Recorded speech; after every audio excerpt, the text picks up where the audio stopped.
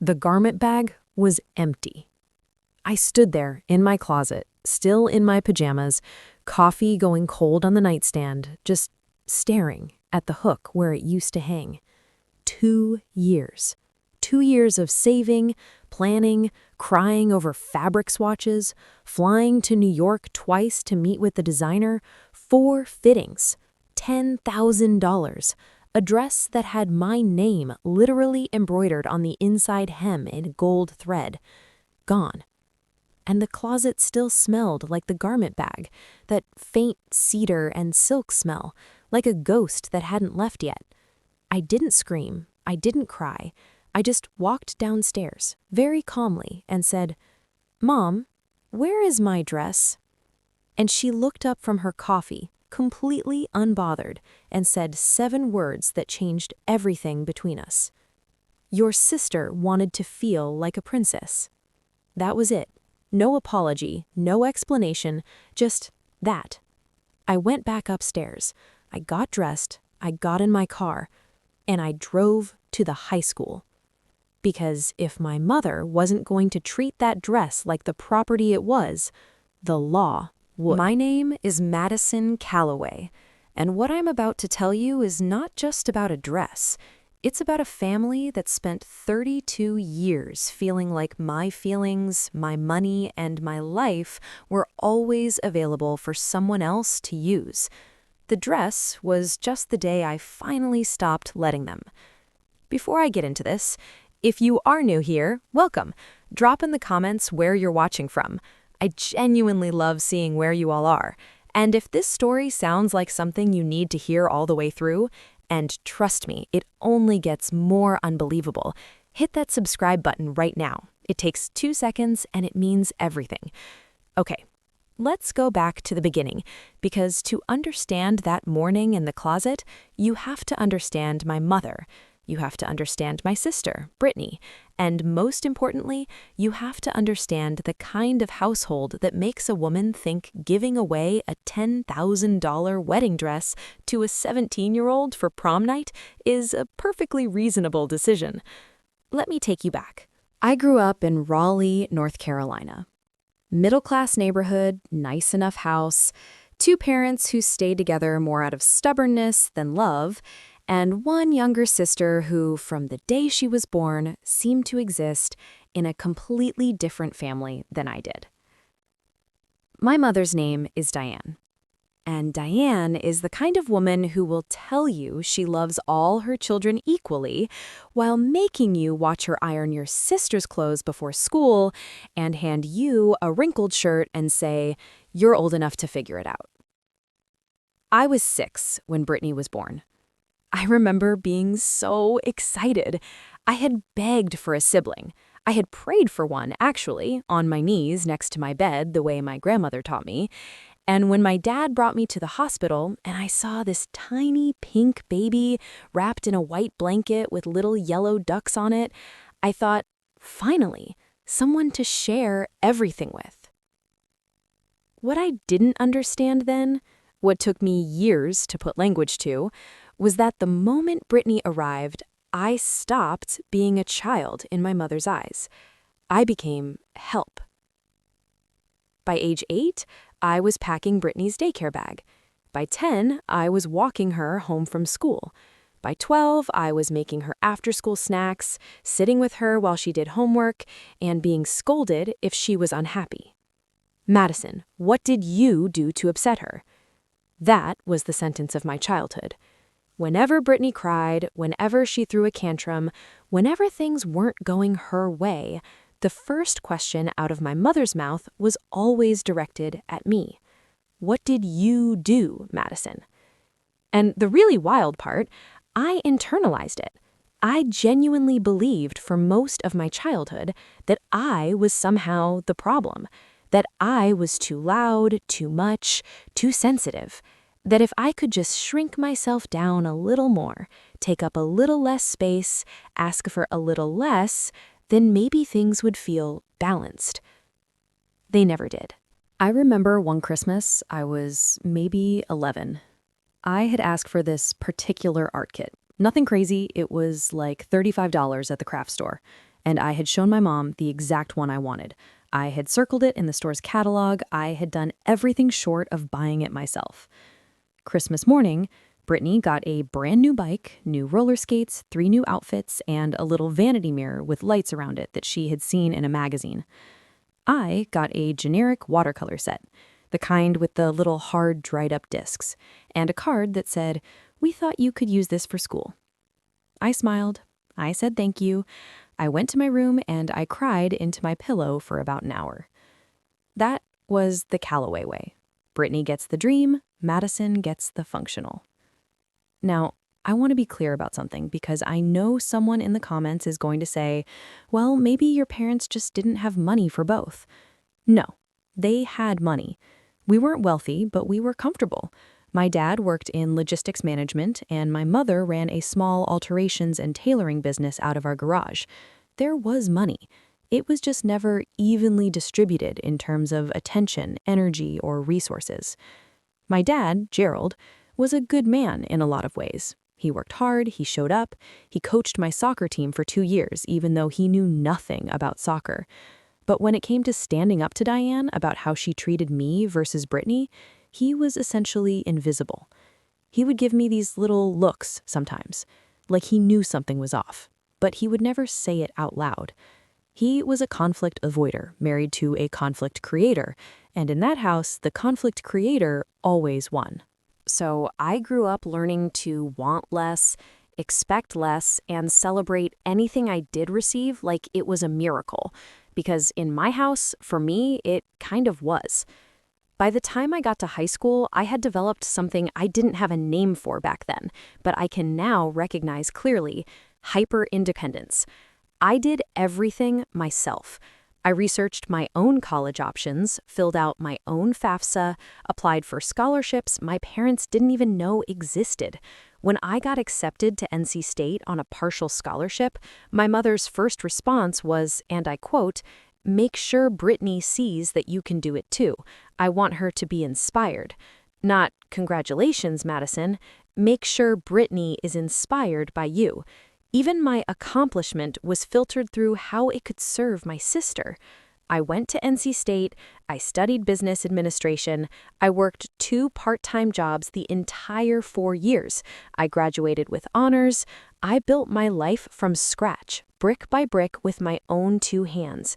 And then I met Daniel. I met Daniel Whitmore at a work conference in Charlotte when I was 26.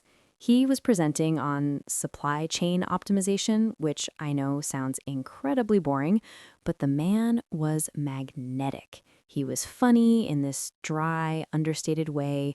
He asked good questions. He remembered things. When I mentioned in passing that I was from Raleigh, he asked me 3 follow-up questions about Raleigh that showed he was actually listening and actually curious. I had not been with a lot of men who were actually curious about me, so that alone was enough to make me pay attention. We exchanged numbers at the conference dinner. He texted me the next morning, not at midnight, not 3 days later, the next morning, like a grown man. He said he'd had a great time talking and asked if I'd like to get dinner the next time he was in Raleigh.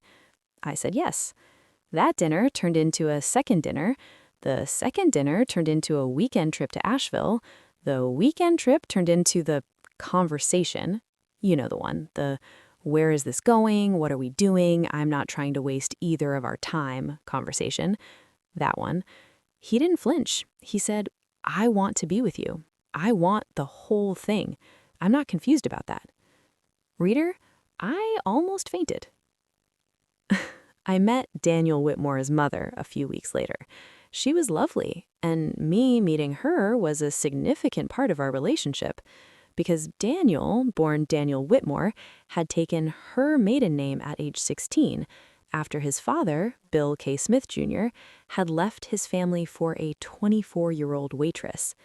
Daniel was not personally fond of Bill K. Smith Jr., and in choosing to take his mother's name, he was expressing his solidarity with her and her family. That action alone showed me Daniel was independent thinking, connected to his emotions, and capable of dealing with difficult concepts, yet being lovely. Those characteristics were what I wanted to see in a partner for life. We dated for 2 years. He proposed at Jordan Lake on a Tuesday evening in October. No crowd, no giant audience, just the two of us and the water and the most beautiful sunset I have ever personally witnessed. He got down on one knee on this little wooden dock and he said, "I've been looking for you my whole life without knowing that's what I was doing. Now I found you and I don't want to spend another day not heading toward forever with you." I said yes so fast I think I interrupted him. Pause, longer, waited. We set the wedding date for June of the following year. 14 months to plan, and I was ready. I had been organizing and executing things my entire life. Planning a wedding felt almost natural to me.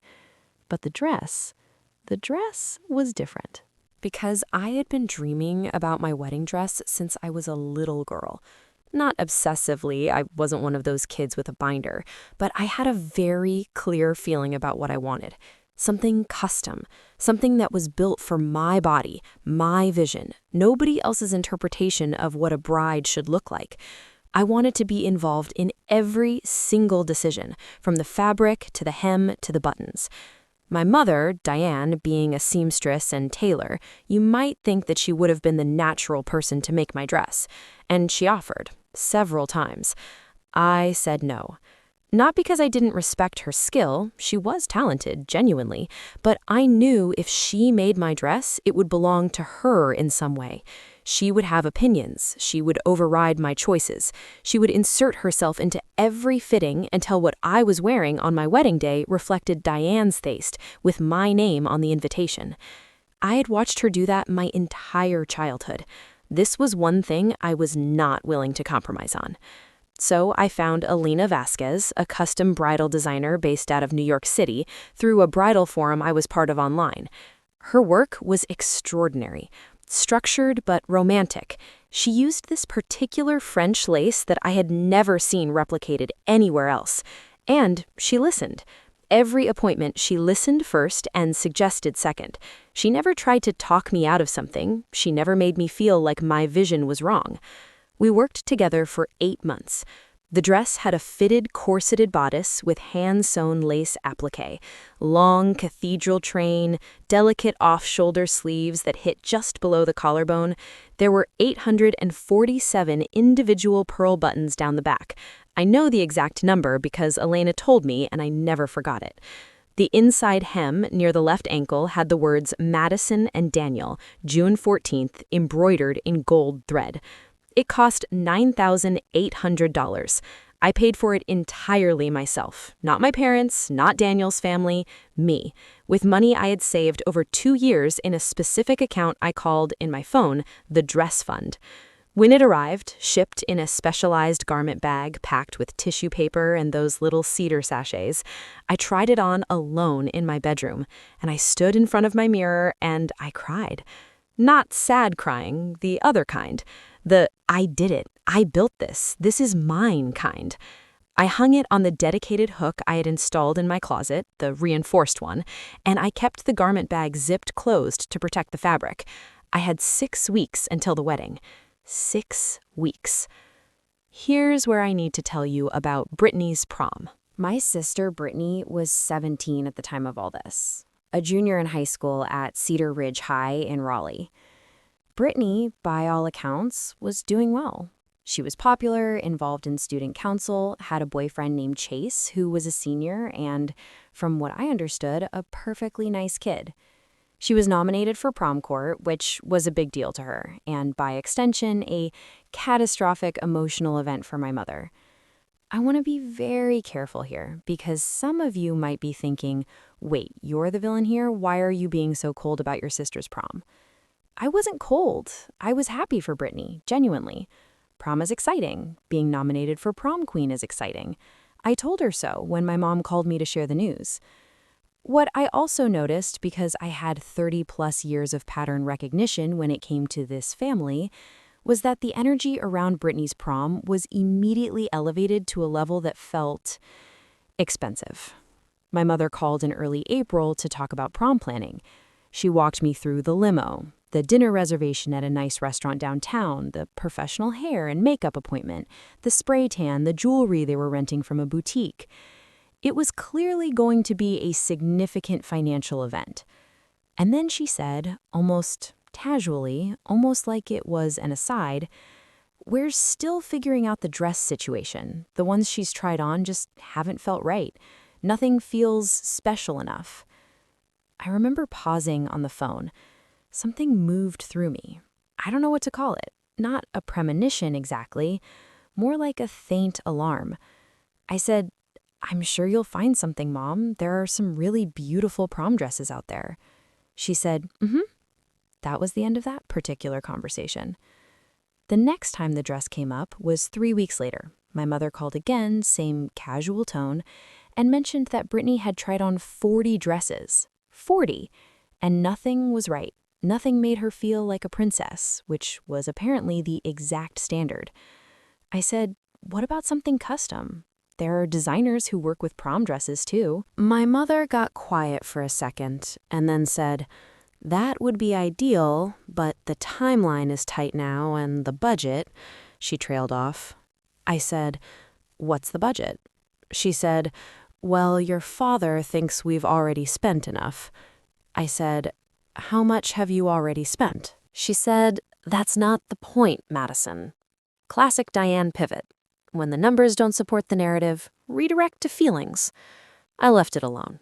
I told her I hoped they figured something out. I reminded myself that this was not my problem, that I had a wedding in 6 weeks, that my life was not a resource available for my mother's use. I genuinely believed that. Then, 2 weeks later, my mother came to visit. She came over on a Saturday, which was not unusual.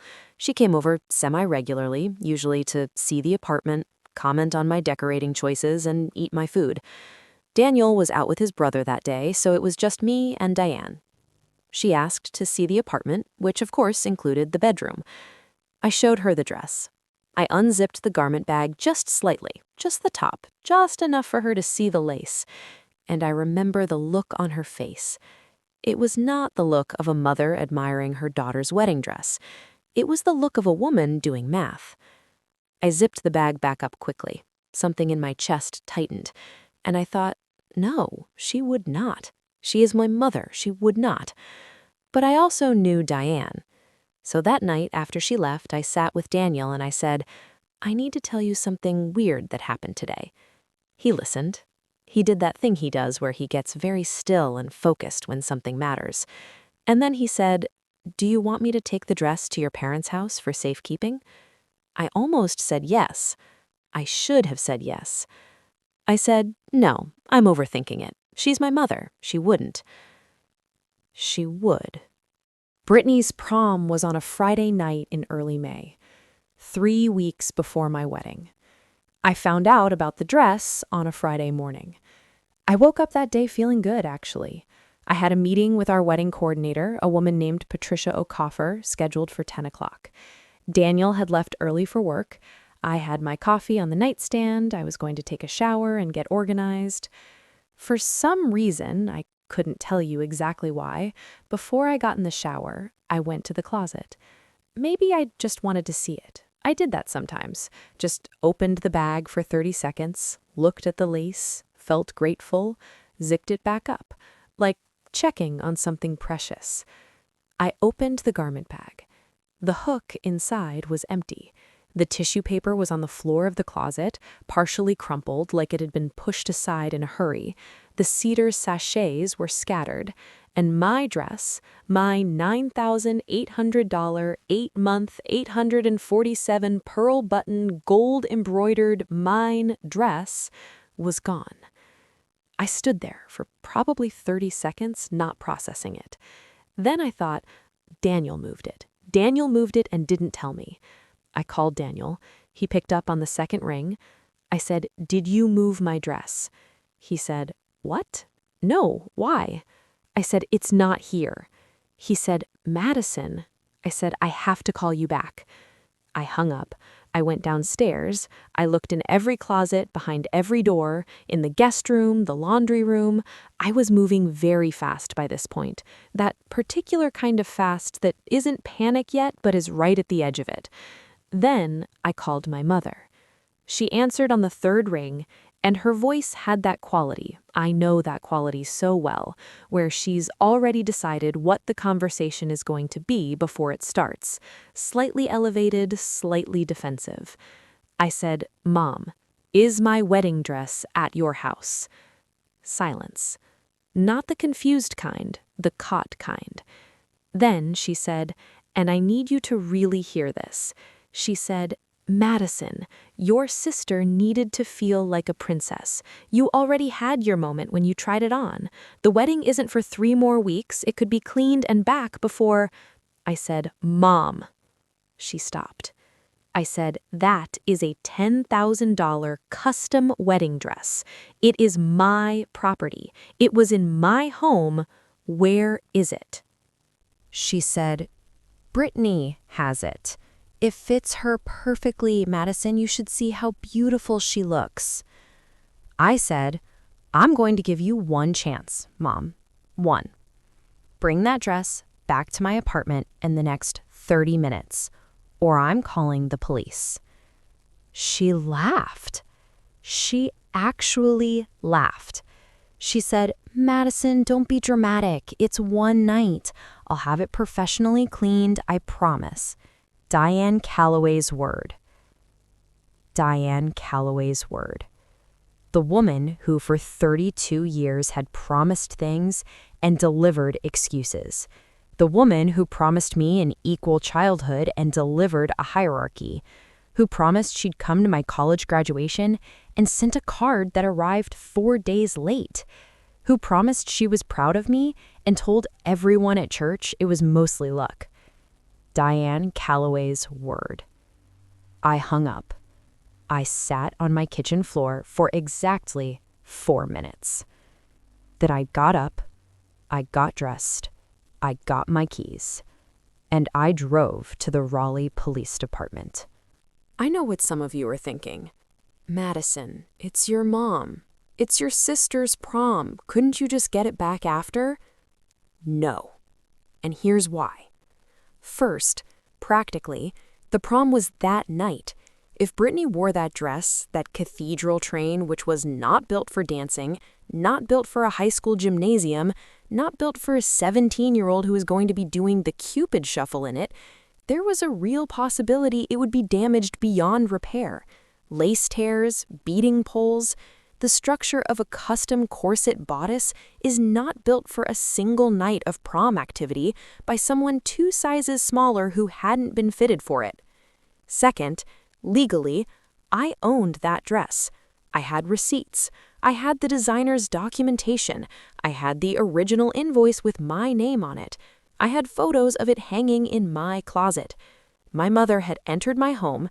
She had a spare key I had given her for genuine emergencies, and she had taken my property without my knowledge or consent.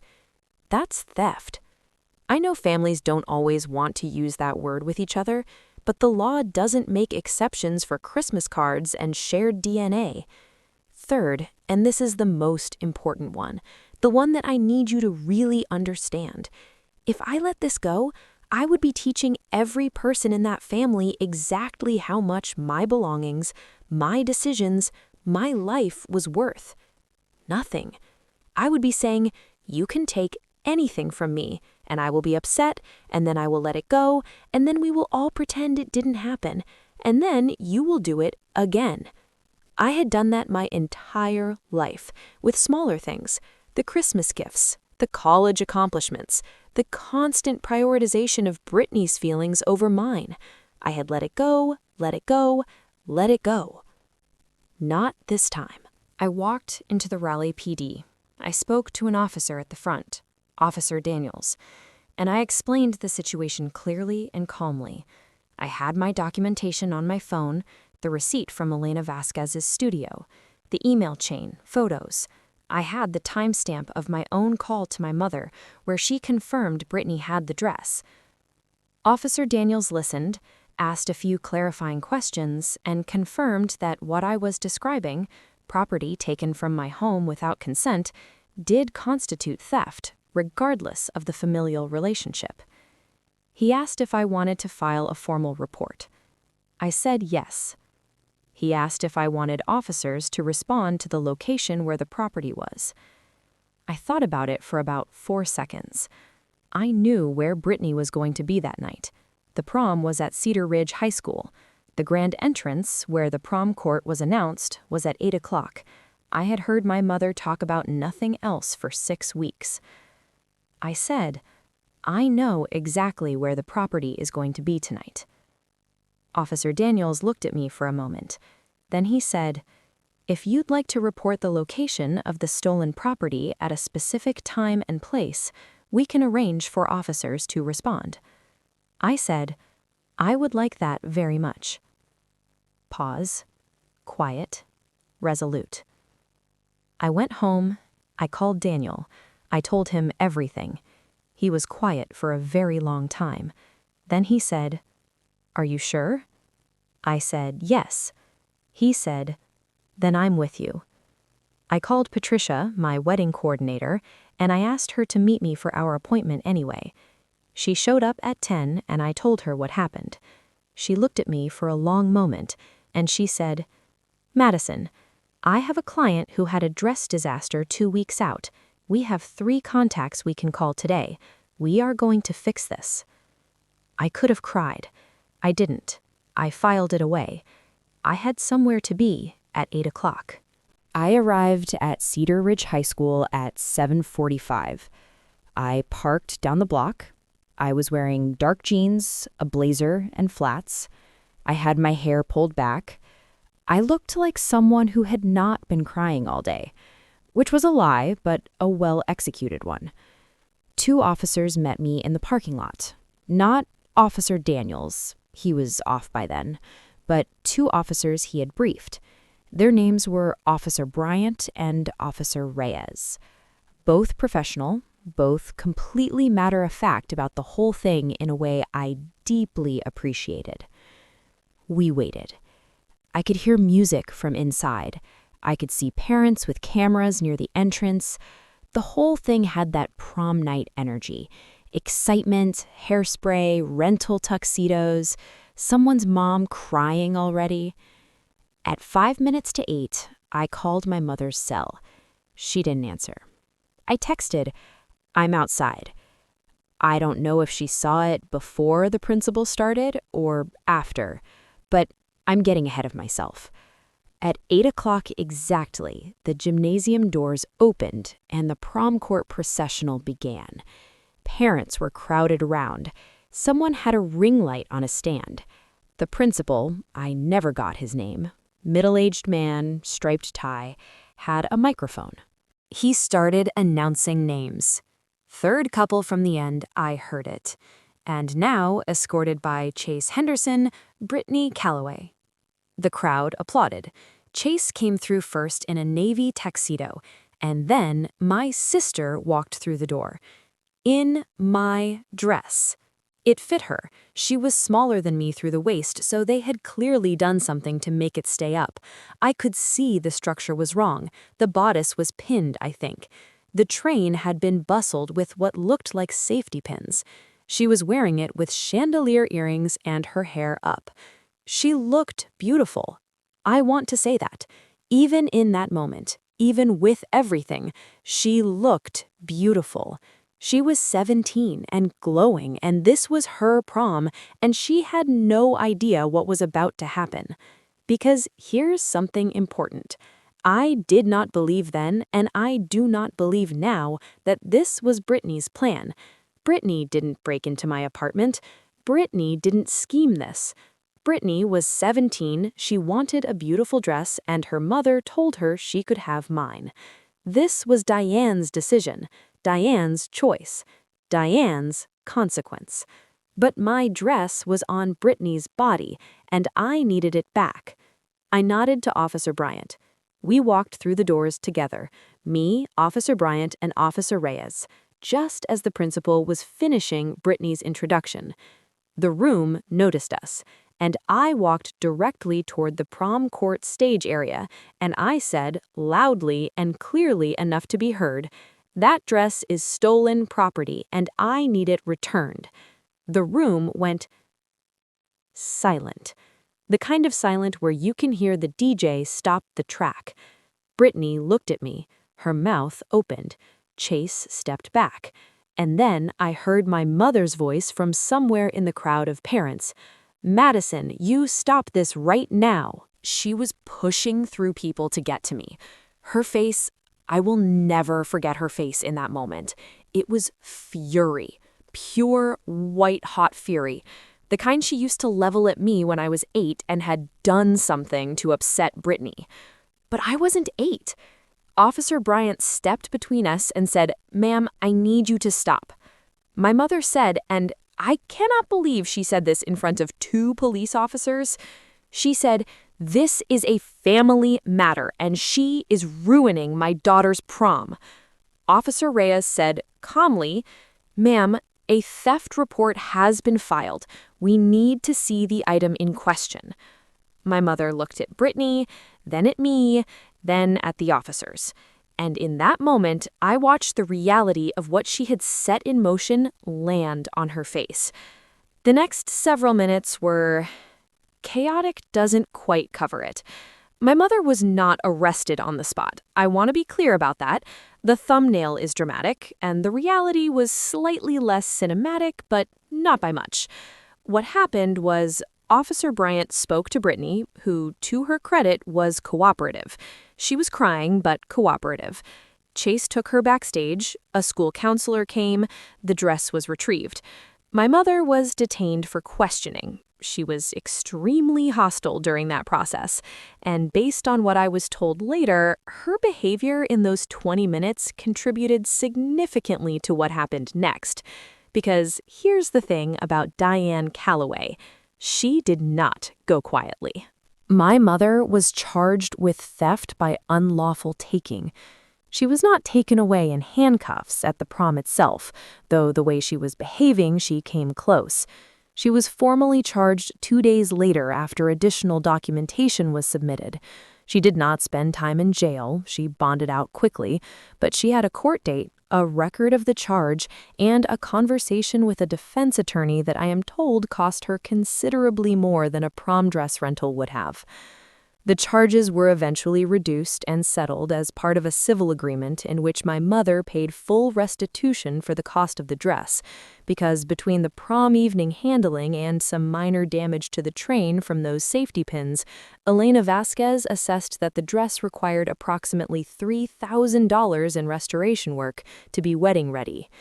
My mother paid it. I believe that was the first time in my life Diane Calloway paid a real consequence for treating my belongings as communal property. Now, the wedding. Patricia, my coordinator and the woman who should honestly be sainted, mobilized her contacts within 24 hours of the dress situation. By that Monday, I had an appointment with a designer in Charlotte named Renata Bloom, who specialized in rush alterations and had a sample dress that was genuinely stunning. It was not my original dress. It did not have 847 pearl buttons or gold-embroidered initials, but when I put it on and stood in that mirror in Renata's studio, and Daniel came in, because I broke the rule, I needed him there, and his face just opened the way it does when he's feeling something big. It was mine. Daniel and I got married on June 14th, on the date we had always planned, at the venue we had always booked, surrounded by the people we love. My father walked me down the aisle. He cried. He held my hand very tightly and said, "I am so proud of you, Madison. I should have said it more." I squeezed his hand back. There will be more conversations with my dad. That one is unfinished, but it's started now, and that matters. Brittany was not at my wedding. She called me 2 weeks after the prom. She cried. She apologized. She said she hadn't known I would find out that morning, that she thought the dress would be back before I noticed, which tells you what she knew about her mother's plan. We are not close. We are not estranged.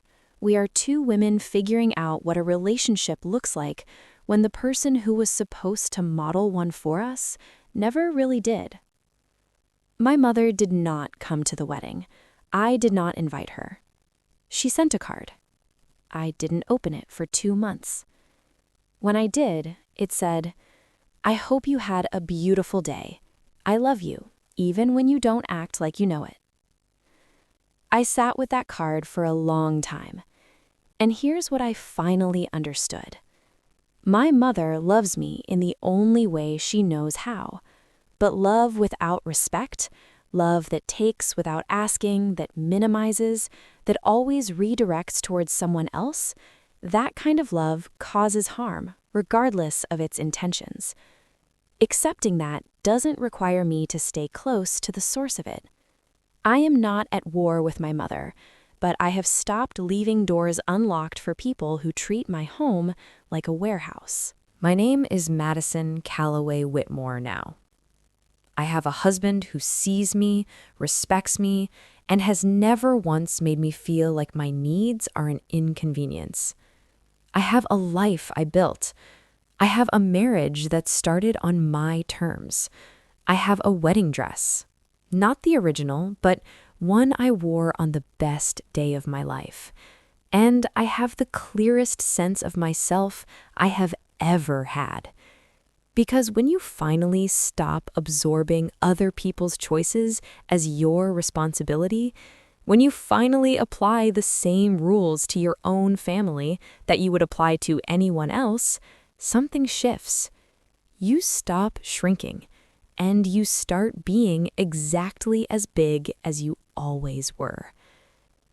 If you made it to the end of this, thank you. That means everything to me.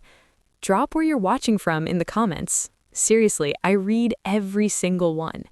And if you're new here and this story hit something in you, hit subscribe. There is so much more where this came from.